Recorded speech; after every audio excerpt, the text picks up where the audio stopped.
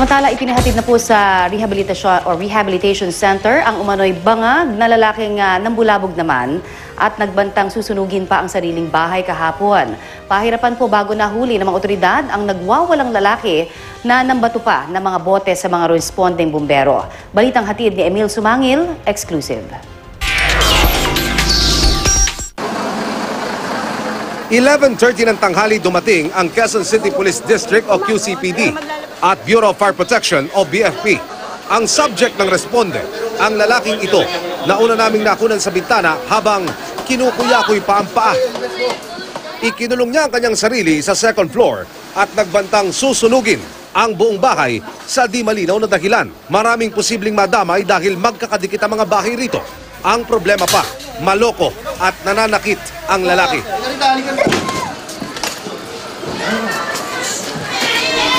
Pressure. Uy, mga bata! Ito, dali! Sarado mo. Ay, Bas! Lalabas na ako!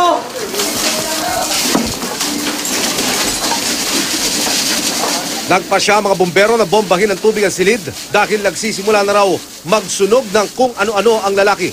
Pero agad siyang gumanti at pinaulanan ng bote ang mga bumbero. Dito na pumasok sa bahay ang mga otoridad. Isang barangay tanod ang tinamaan sa mukha. Una nilang giniba ang barikadang ipinangbara ng lalaki sa hagdan para hindi siya mapanik.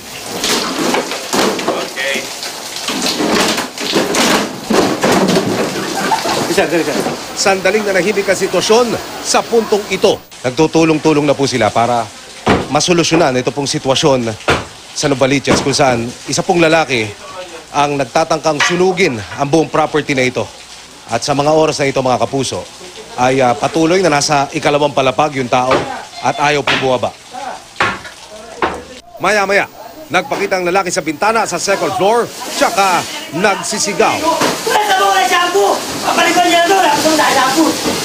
Sinamantala ito ng mga pulis para siyang makausap. Ano gusto mong papuntahin dyan? Si Kapitan. Ano po ako? Si Kapitan. Hindi naman po wala lang. Sino hindi na mo? Wala na po. Sige na, wala ka namang kaso, hindi ka naman namin kakasuhan. Ay, tao ko mayroong kaso po, hindi po ako natatawag.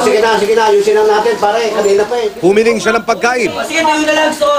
Ha? Matagal na hindi kumakain ito eh, tsaka itlog. Kuya, sakay ito na naman. Hindi, itlog may kamatis sa gigsa mo, tsaka sibuyas. O sige, pagluluto. Pero walang nangyari sa negosasyon. Dito na itinuloy ng PNP, BFP at mga barangay tanod ang operasyon.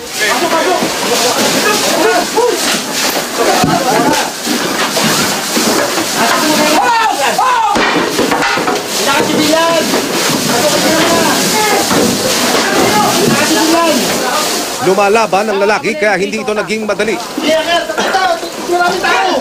Mas maraming tao! Mas maraming tao! Sige, tuloy na! Mas maraming tao, mas maganda na! Naumpisahan na natin yan eh! Ngayon pa tayo mga dyan? Makaraan ng halos 5 minuto.